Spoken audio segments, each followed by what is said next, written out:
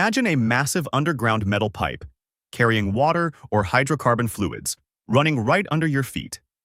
A single small mistake in cleaning and coating its surface can cause millions of dollars in damage and lead to an environmental disaster. For a metal pipe that is meant to last for years, it is clear that weld thickness or quality alone is not enough. Until it has a clean and profiled surface, it will not be ready to withstand corrosion. Therefore, having a rough and clean metal surface is the very first step in the corrosion resistance process. Hello everyone and welcome to the PetroPlant YouTube channel. I'm Alex. Today, I will introduce you to an important surface preparation method in the oil, gas, and petrochemical industry: sandblasting. When we work with steel pipes and storage tanks, their surfaces are often covered with rust, debris, old paint, grease, or mill scale. Before applying protective coatings, such as paint or primer, we must prepare the surface properly. Otherwise, the coating will fail quickly. Before we continue, if you haven't subscribed to the channel yet, I'd really appreciate it if you do. And by clicking the notification bell, you'll be the first to know when the next video is released.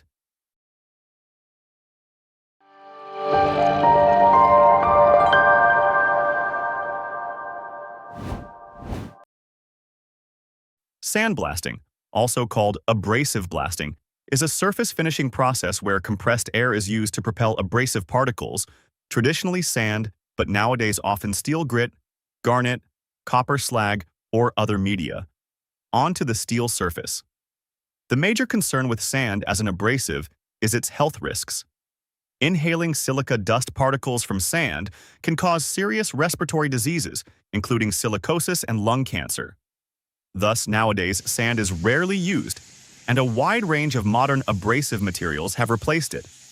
Therefore, due to the intense dust generated during sandblasting, the operator must wear a specialized mask.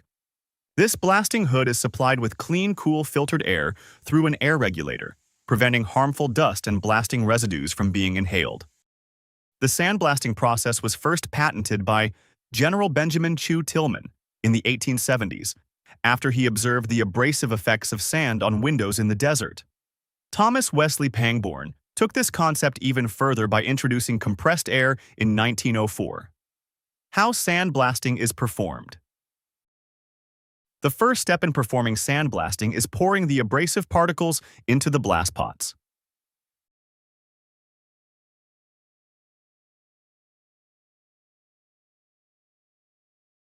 Sandblasting pots have a chamber on top into which the abrasive particles are poured. The blasting pot is then connected to a conventional air compressor that, when activated, propels the abrasive material out through a handheld nozzle, called a gun. The compressed air used for sandblasting must be completely free of water and oil. Even a small amount of contamination can reduce blasting efficiency and affect the quality of surface preparation. That's why moisture separators and traps are installed at the coolest point of the air supply system. The compressor must also keep the air temperature below 110 degrees Celsius to ensure safe and reliable operation. Depending on the settings, the pressure of the abrasive particles may range anywhere from 7 to 8 bars. The abrasive material, copper slag in our case, is then blasted across the surface, and because of its abrasive properties, it is able to create a surface free from rust, mill scale, grease, weld spatter, weld slag, dirt, dust, oil, and any other foreign matter. Copper slag is a premium synthetic mineral designed specifically for sandblasting applications. Composed primarily of slag derived from copper foundry waste, this high-quality abrasive offers exceptional performance, with grain sizes ranging from 0.1 to 0.4 millimeters to 1.4 to 2.8 millimeters, making it ideal for a variety of materials. Copper slag particles, upon striking metal surfaces, break apart and fragment into smaller pieces. However, they are still reusable. Therefore, they are collected, sieved, and reused up to 7 times without losing their cutting ability. Modern sandblasting equipment has a recovery system that collects the used media, such as copper slag, and then refills the blast pot. Using copper slag for sandblasting pipes and equipment in the petrochemical industry is very common. The high-speed impact of these particles serves two purposes. Cleaning. It removes rust, dirt, and old paint. Surface roughening. It creates a specific surface profile that helps paint or coating adhere strongly.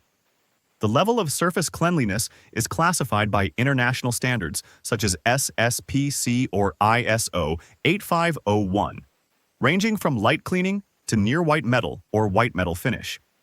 Blast cleaning shall not be conducted when the temperature of the surfaces is less than 3 degrees Celsius above the dew point of the surrounding air, or when the relative humidity of the air is greater than 85%. The coat of primer or paint shall be applied as soon as practicable and before detrimental corrosion or recontamination occurs. The cleaned surface shall never be left unprotected overnight. Blast cleaning machines shall be maintained in correct adjustment, and replacement tools shall be available throughout the cleaning process. The cleaning method employed shall not result in thinning of the pipe wall beyond the limits of the pipe specification.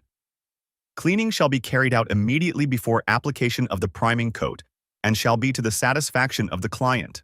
The surface shall be completely free from rust, mill scale, grease, weld spatter, weld slag, dirt, dust, oil, and any other foreign matter, and shall be dry at the time of application.